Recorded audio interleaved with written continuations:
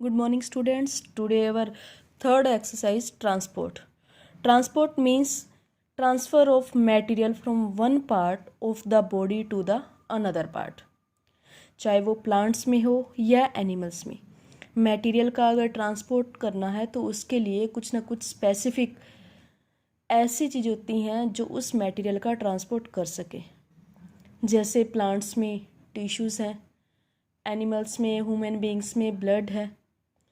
तो प्लांट्स में जो फर्स्ट ट्रांसपोर्ट सिस्टम में हेल्प करते हैं वो है xylem and phloem tissue. Xylem tissue helps in providing या carrying water and minerals from roots to upward direction, and phloem helps in the transportation of food material from leaves to other parts of the plants.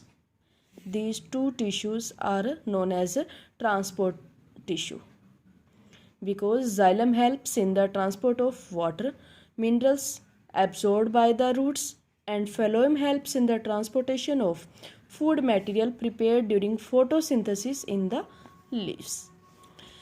Transport of water and minerals. How xylem helps in transportation? First xylem vessels, आपने 9th में किया था कि xylem tissue है वो 4 type के हैं, लेकिन यहाँ पे आपकी सिर्फ 2 ही टाइप के करने learn, xylem vessels and tracheids. Xylem vessels long tube like structure होते हैं. ये ट्यूब लाइक स्ट्रक्चर्स हैं जिनमें थिक वॉल्स प्रेजेंट होती है. इनके बीच का एम्प्टी स्पेस होता है जिसमें किसी प्रकार का साइटोप्लाज्म नहीं होता, मतलब जैसे पाइप होती है वैसे ये मटेरियल का ट्रांसपोर्ट करने का काम करते हैं. जहाँ से ये वॉल्स थिन हो जाती है उसको कहते हैं pits. By the process of diffusion it also helps in the transportation of water and minerals. Tracheids are long thin spindle shaped. Spindle means जैसे पेन आगे से तीखा है, बीच में से थोड़ा मोटा है, that is the spindle shaped. ये भी मटेरियल का ट्रांसपोर्ट करने का काम करते हैं. इनकी ओपनिंग जो है अपर लोअर ये क्लोज्ड होती है, but there are some pores known as pits that helps in the transportation of a material. ठीक है, तो आपने यहाँ पे यही लर्न करना है जाइलम वेसल्स एंड ट्रैकिड्स के बारे में यहाँ तक. Then mechanism of transport of water and minerals in the transportation. देखो, जिस तरह से प्लांट्स में जब ट्रांसपिरेशन की प्रोसेस होती है तो लीव्स से वाटर है वो लॉस होता है. तो जब वो वाटर का लॉस होगा तो वहाँ पे वाटर की अमाउंट लेस हो जाएगी, और जैसे ही वहाँ पे वाटर की अमाउंट लेस होगी तो वाटर की जो सॉइल के अंदर जो प्लांट्स की रूट्स हैं वो उसको वाटर को एब्जॉर्ब करने का काम करेगी.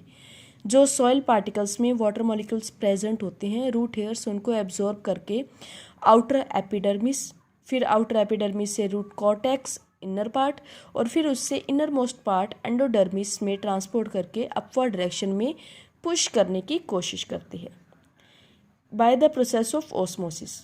ऑस्मोसिस क्यों? क्योंकि ये लिक्विड में होता है जिसमें सेमी परमेबल मेम्ब्रेन की ज़रूरत होती है. तो यहाँ से एक प्रेशर डेवलप होता है जिससे जाइलम टिश्यू उसको अपवर्ड डायरेक्शन में पुश करने का काम करते हैं, और जो भी वाटर ट्रांसपिरेशन में लॉस होता है उसको दोबारा से वो रिकवर करने में हेल्प करते हैं. जो लीव्स में स्टोमेटा होते हैं वो गैसेज एक्सचेंज में वाटर मॉलिक्यूल्स के ट्रांसपोर्टेशन में हेल्प करते हैं. Now transportation of food material. Plants में फोटोसिंथेसिस होती है. आपको पता है कि फोटोसिंथेसिस में प्लांट्स अपना फूड प्रिपेयर करते हैं. इनमें ग्रीन पिगमेंट क्लोरोफिल प्रेजेंट होता है जिसकी वजह से वो अपना फूड प्रिपेयर करते हैं. तो जाइलम टिश्यू में ट्रैकिड्स और वेसल्स, और फेलोएम में सीव ट्यूब्स और कंपेनियन सेल्स. ये देखो सीव ट्यूब्स, इसकी जो वॉल्स होती हैं ये लॉन्ग ट्यूब लाइक स्ट्रक्चर्स होते हैं. इनमें कुछ पोर्स होते हैं जिनके अंदर से मटेरियल का ट्रांसपोर्टेशन होता है.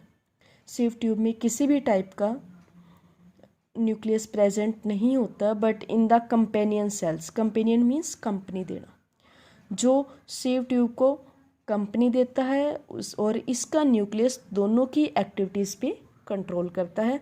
Then it helps in the transportation of food material.